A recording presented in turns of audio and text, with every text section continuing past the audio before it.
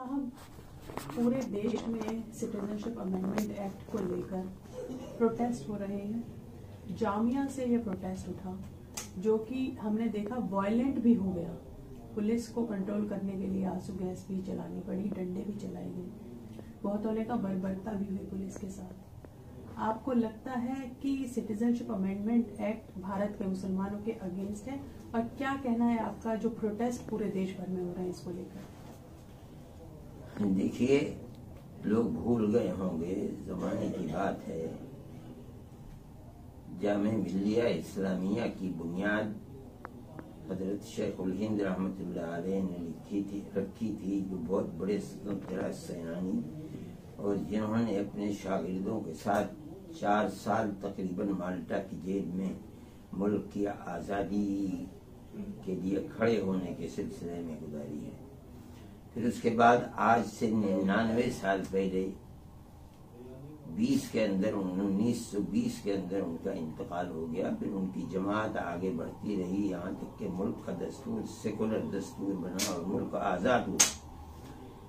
मैं ये तारीख इसलिए दोहरा रहा हूँ कि आज जामिया के लड़के मुल्क की आज़ादी के बाद सेकुलर दस्तूर के लिए पहली जमात है जो जामिया से खड़ी हुई है।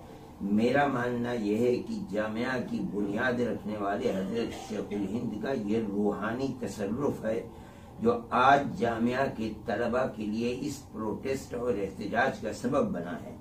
हम इस चीज को देख रहे थे कि ये सिर्फ जामिया और अलीगढ़ तक ये चीज रह जाती है, या इसके अंदर हिंदू, मुसलमान, सिख और ईसाई, मर्द और औरतें, लड़के और लड़कियां सब शरीक होते हैं।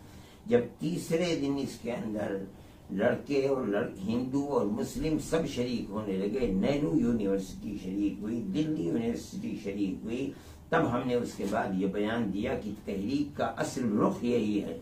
मसला ये सिर्फ हिंदू और मुसलमान का नहीं है, मसला तो ये है कि इस मुल्क को जो हमारे बुजुर्गों ने कुर्बानियां दे करके और मुल्क के दस्तूर को सेकुलर दस्तूर दिया है, वो सेकुलर दस्तूर जिंदा रहेगा या सेकुलर दस्तूर नहीं जिंदा रहेगा। आज से 70, 80, 90 साल पहले हमारे बुजुर्गों ने, चाहे वो हिंदू हो, चाहे मुसलमान हो, चाहे सिख हो, चाहे ईसाई हो, उन्होंने मुल्क की आजादी के लिए कुर्बानियां दी थी। आज मुल्क का सेकुलर दस्तूर इसकी आवाज लगा रहा है कि कौन है जो इस सेकुलर दस्तूर को सेकुलर रहने देंगे।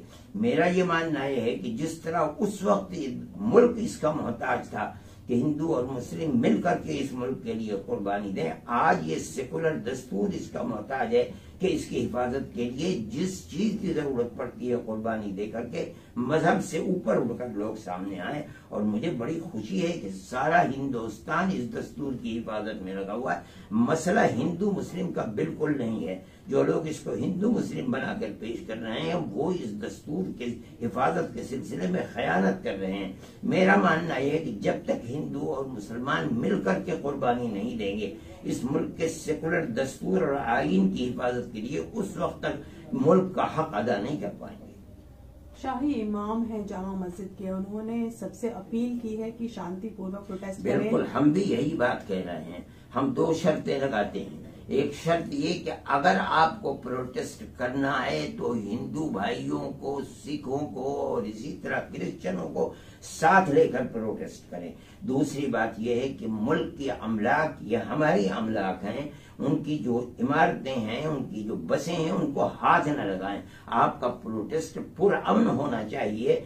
चाहे पुलिस आपके ऊपर डंडे बरसाए, चाहे वो आपको जेल में डाले, चाहे वो घसीट करके लड़के और लड़कियों को भर करके जेल में पहुंचाए, ये सब कुछ बर्दाश्त कीजिए, लेकिन अपनी तहरीक को पुरअमन तहरीक बनाइए। इन 2 शर्तों के साथ ही हम इजाजत देते हैं, वरना हमारी तरफ से हम उससे बरी हैं। जमीयत उलमा हिंद का कोई किरदार उसके लिए